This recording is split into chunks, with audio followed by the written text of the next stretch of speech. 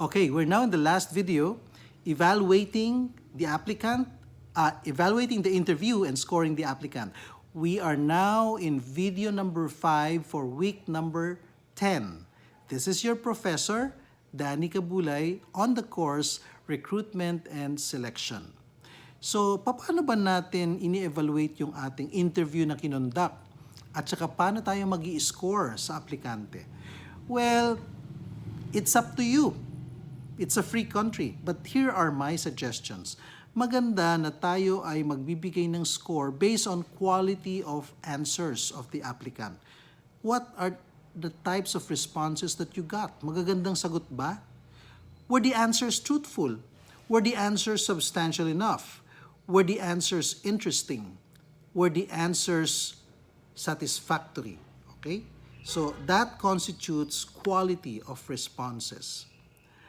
Another way to evaluate the interview and score the applicant is the personality of the applicant. Kumustahin natin itong mga tanong na to. Was the applicant pleasant and cheerful? Masayahin ba siya? Was the applicant well-groomed? Did the applicant display good manners? Did the applicant display any red flags, yung mga nakaka-alarma? Okay? So that's how you score on the aspect of personality. Now, you can also score the applicant based on communication skills. Was the applicant respectful? Was the applicant tactful?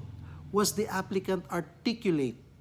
Was the applicant fluent in the language or medium that he used? Kung nag-English siya, dapat straight English, matinong English. Kung nag-Tagalog siya, matino ba ang kanyang Tagalog? O baluktot din? Okay? Did the applicant exude confidence? Very important. Okay? So those are the ways to assess or evaluate communication skills of the applicant. Then you can put a score.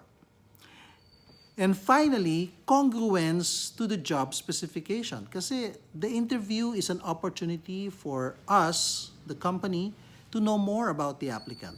Because we're looking for a person who can fill in the vacancy. Meron tayong hinahanap na tao na gusto nating i-hire. Ito na ba yung taong nasa harapan natin? The applicant?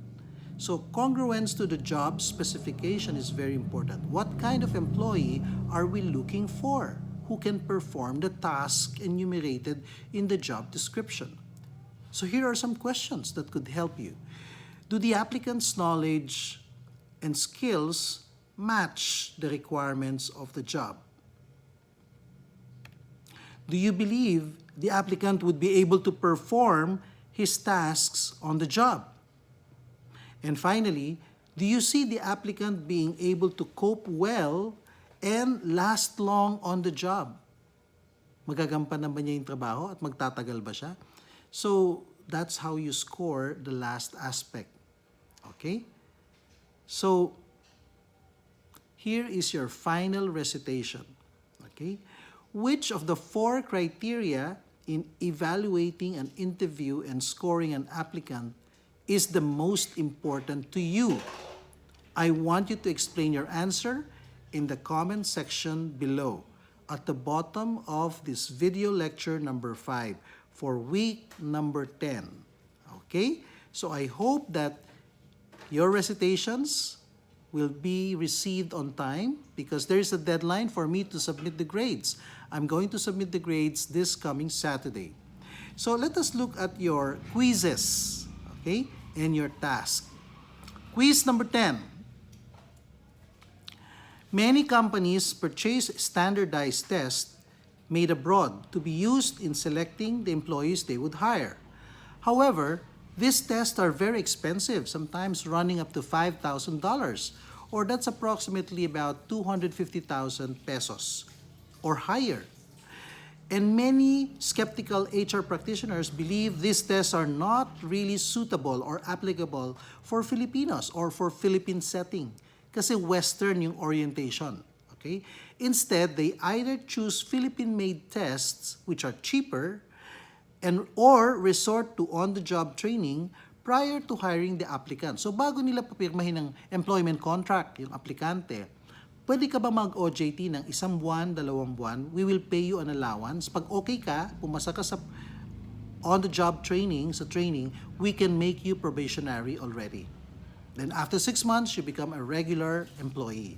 So, pwedeng ganon, di ba? Kaya nga yung mga estudyante sa mga colleges, nag-o-OJT sila. Pag okay sila, the company will absorb them. Okay? Pag-a-applyin sila for a permanent position. Successful applicants are made to work 4 to 8 weeks on allowance only. Okay? So wala silang sweldo, allowance lang. So 1 buwan hanggang 2 buwan. The supervisors and managers observe keenly the work performance of the OJT trainee. At the end of the training, the company makes a decision, finally, to hire or not to hire the trainee. Okay, that's a very important decision. Here's the question you need to answer through my email. You have to email to Danny_Kabulay2000@yahoo.com. Your answer to quiz number 10. What do you think about this selection technique, OJT, on-the-job training, before hiring the person? What are its advantages and disadvantages? Enumerate as many as you can. Okay? So that's quiz number 10. Make sure that you send your answers to quiz number 10 to Danny_Kabulay2000@yahoo.com on or before May 19. Okay? That is Wednesday. Now, quiz number 11. You are the HR officer of Amdocs, and you were tasked to recruit crews and select 130 men to be deployed all over Metro Manila. Napansin nyo sa Amdocs, puro lalaki yung mga empleyado. Kasi mabigat yung trabaho eh. Okay? So, 130 pala yung nire-recruit nila, yung hinahanap nila, i-hire nila. A crew of Amdocs acts as griller, order taker, and cashier. 3 pala ang papel niya. Siya yung nagluluto, siya rin yung kumukuha ng order ng mga customers, at siya rin yung tumatanggap ng bayad. So, 3 in 1. Okay? From the various selection techniques learned as enumerated, no? Which ones would you most likely use? Ano kaya yung gagamitin mo? Pumili lang kayo ng 3 hanggang 5. 3 to 5 lang ang pipiliin natin. And I want you to explain bakit yun ang pinili ninyo. Okay?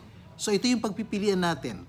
CV scanning, online interview, personal interview, background checking, on-the-job training, medical examination, IQ test, trade test, personality test. Pumili lang kayo ng 3 hanggang 5 and then explain your answer. That's quiz number 11. Make sure that you send your answers to quiz number 11 to my email address, Danny_Kabulay2000@yahoo.com on or before May 19 also. Okay? Now, let's go to the final Eportfolio task. Task number 10 and 11. So, there's only one task na gagawin, pero times 2 ang grade. Kasi medyo mabigat to. Ito yung pinakamahirap. You will be interviewing me. Ako yung nag-a-apply ng trabaho. Okay?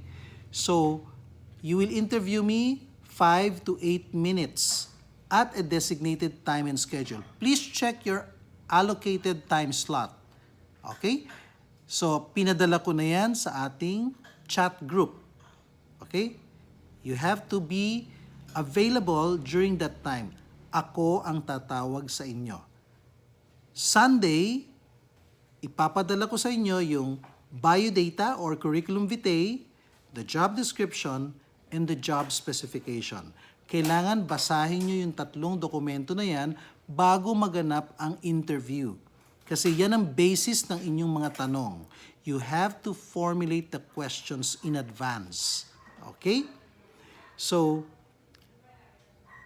take note ha. Kayo na yung mag-i-interview sa akin. Ako yung aplikante.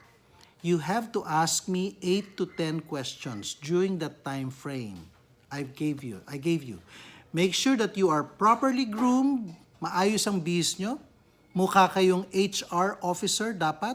Yung mga babae dapat mag-makeup para may dating. Make sure na tama ang lighting dun sa inyong background. Huwag dapat maingay.